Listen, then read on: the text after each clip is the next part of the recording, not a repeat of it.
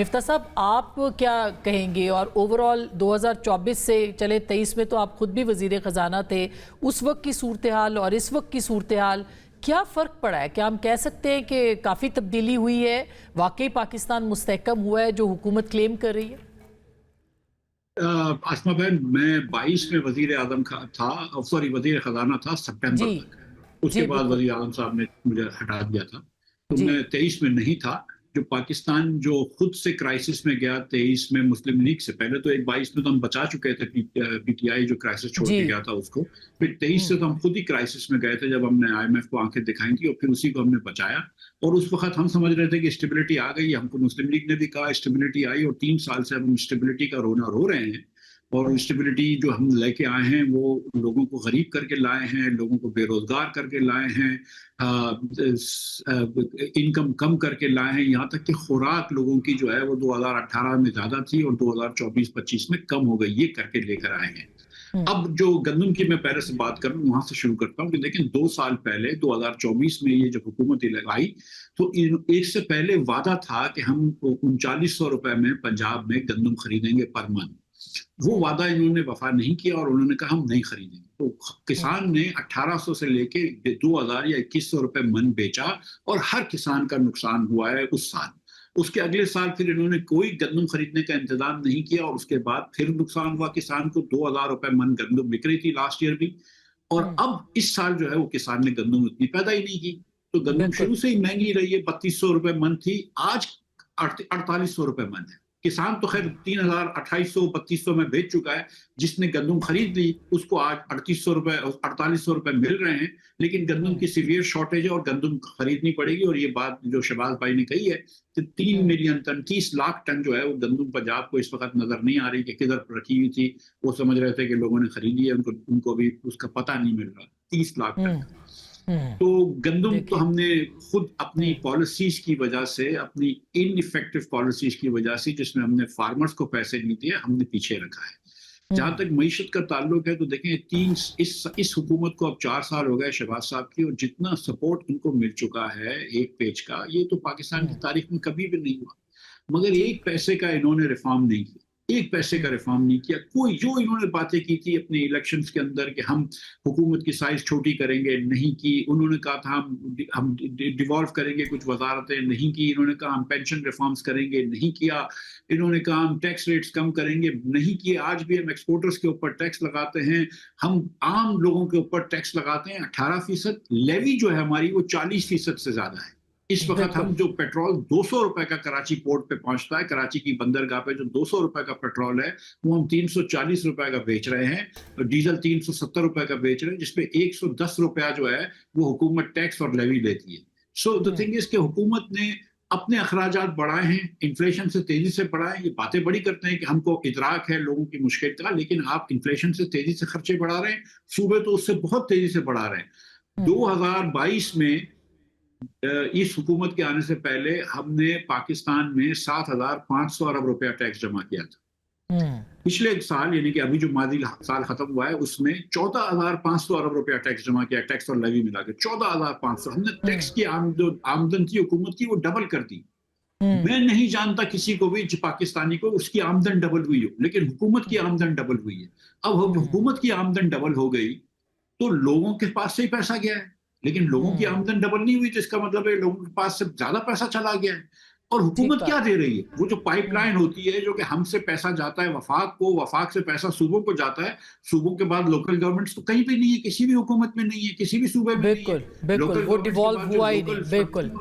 और बिल्कुल सही। लोकल अच्छा। गवर्नमेंट्स के बाद में आखिरी तो मैं एक सेकंड, जी। लोकल जी। गवर्नमेंट के बाद जो आगे लोगों को सर्विसेज पहुंचती हैं सेहत की या तालीम की, वो भी नहीं है। अभी आपने सुना होगा कि पंजाब में 330 बच्चों को HIV इन्फेक्शन हो गया तौसा शरीफ के अंदर, क्योंकि उन्होंने यूज नीडल इस्तेमाल की थी। और उसके बाद अब खबर आई है कि कराची में वलीका अस्पताल में सिंध हुकूमत से चलाती हुई 120 लोगों को ये HIV इन्फेक्शन हो गया। तो ये सर्विसेज प्रोवाइड कर रहे हैं हमारे 14,500 रुपए के सामने। बिल्कुल। अच्छा, अब एहसान अफजल साहब, अब आपने इसका जवाब देना है, क्योंकि सूरत हाल तो इतनी ब्लीक है जितनी कि सब बता रहे हैं, मगर इसमें कोई रोशनी की किरण, और हुकूमत कैसे जस्टिफाई करे अपनी गवर्नेंस को या अपने परफॉर्मेंस को जिसे कहते हैं, तो कोई जस्टिफिकेशन? बिस्मिल्लाहिर्रहमानिर्रहीम। देखें, पाकिस्तान की जो मीशत है वो कोई बहुत तगड़ी मीशत नहीं है। जब ये हुकूमत आई तो बहुत ही बुरे हालात थे। आप डिफ़ॉल्ट की बातें कर रहे थे, तो ये कहना कि आज भी हम जो है, मसाइल तो बहुत हैं पाकिस्तान की मईशत में, इससे ज़्यादा मैं भी गिनवा सकता हूँ, और भी बड़े मसाइल हैं, लेकिन बहुत सारी चीज़ों में बड़ी बेहतरी आई है। आप अगर पाकिस्तान के रिज़र्व्स देखें तो आज आपके पास 2.5 से 3 महीने का इंपोर्ट कवर है जो कि बिल्डअप हुआ है। आपकी जो क्रेडिट रेटिंग्स हैं, इस मुल्क के जो बॉन्ड्स हैं वो 80% के ऊपर आ गए थे, इससे भी नीचे आ गए थे। आपकी क्रेडिट रेटिंग्स अब मूडीज़ ने बी कर दी हैं, वो एक वहाँ उस पर कदरे। और ये सारी चीज़ें जो मैं ये बता रहा हूँ ये आवाम से ही रिलेटेड है, एक आम आदमी की बेहतरी से ही रिलेटेड है। आपका जो एक्सचेंज रेट है वो स्टेबलाइज हो गया है, वहाँ फ्लक्चुएशन नहीं आ रही। जब आपकी जो है डिफ्लेशन होती है, डिप्रिशिएट होती है सॉरी करेंसी, तो गुर्बत बढ़ती है, महंगाई बढ़ती है। तो महंगाई आपकी काबू में आई है, इंटरेस्ट रेट्स काबू में आए हैं। इस साल की अगर आप एक्सपोर्ट्स देखें तो हमने पहली दफ़ा जो है गुड्स और सर्विसेज को एक्यूमुलेट कर लें तो 40 बिलियन का मार्क क्रॉस किया है। ये पाकिस्तान की तारीख में पहले कभी नहीं हुआ। हमारे पास रिकॉर्ड रिमिटेंसेज आई हैं, और 3.7% की जो हमने ग्रोथ की है, मैं ये नहीं कहता कि ये इनफ है पाकिस्तान के लिए, नहीं है, बिल्कुल भी नहीं है। पाकिस्तान को 6% पे ग्रो करना चाहिए, मिनिमम 5.5-6% पे ग्रोथ होनी चाहिए, तो तभी आपकी ये परचेजिंग पावर बेहतर होगी, गुर्बत में कमी आएगी। लेकिन पाकिस्तान ये नहीं कर सका क्योंकि 6% पे जब हम ग्रोथ करते रहे, जब लास्ट टाइम भी की, तो आपका 18 अरब का करंट अकाउंट डेफिसिट था। तो आज ये एक बड़ी अचीवमेंट है कि आपने 3.7% पे ग्रो किया, लेकिन आपका करंट अकाउंट डेफिसिट नहीं है, $200 मिलियन से नीचे है। पिछले साल आप सरप्लस पे थे। इसी तरह अगर देखें, आपका जो फिस्कल डिसिप्लिन पे है, ये हुकूमत जो है प्राइमरी सरप्लस दे रही है लगातार। हम IMF प्रोग्राम के अंदर हैं, उस प्रोग्राम में रहते हुए इस बजट में पहली दफ़ा आपने देखा कि हमने करेक्शन किए टैक्स रेट्स के हवाले से। मैं ये नहीं कहता कि सब दुरुस्त हो गया, अभी भी हमारी टैक्स रेट जो है वो एक हायर साइड पे है, ये सस्टेनेबल नहीं है, लेकिन हमने डायरेक्शन सेट की है कि हम नौकरी पेशा जो ऑस्टेरिटी की बात कर रहे थे मिफ्ता इस्माइल साहब, और आपने कहा था कि हुकूमत का साइज छोटा करेंगे, वो नहीं हुआ। आपने कहा था कि रिफॉर्म्स चलें, हमें FBR की रिफॉर्म्स तो किसी हद तक नज़र आती हैं, लेकिन इसके अलावा हमें रिफॉर्म्स नज़र नहीं आती हैं। तो ऑस्टेरिटी की आपने कही थी, आप ब्यूरोक्रेसी के ऊपर कितने पैसे लगा रहे हैं वो भी आप देख लें, यानी अशराफिया को तो नवाजा ही जा रहा है। नहीं, ऐसा नहीं है। देखें, ये भी एक ऐसा पॉलिटिकल नैरेटिव बनाया जा रहा है जिसको मैं नहीं समझता कि दुरुस्त है। PIA आपने प्राइवेटाइज़ किया, जो कि कोई हुकूमत नहीं कर सकी। बातें होती थी, हमने कामयाबी से उसको प्राइवेटाइज़ किया। अभी एक लाइन है, फहरिस्त है चीज़ों की जो प्राइवेटाइजेशन की तरफ जा रही हैं। तो ये देखें, और ये प्राइवेटाइज़ करना ये आसान, अभी ब्यूरोक्रेसी को आपने 18.1 अगर 1.8 सॉरी नया अलाउंस है, नया अलाउंस। अगर मैंने आपके प्रोग्राम में शायद पहले भी ये बताया था कि आपका एक डिफरेंशियल आ रहा था सूबाई पेज में और वफाकी पे में, उस डिफरेंशियल को आपने दुरुस्त किया है, तो ये बहुत जरूरी था। ये देखिए अगर आप, क्योंकि ब्यूरोक्रेसी आपसे खुश नहीं थी, या नहीं, इसको मुझे let me explain it another way. एक ही जॉब है, एक ही रोल है, पेज मुख्तलिफ थी सूबे में और वफाक में।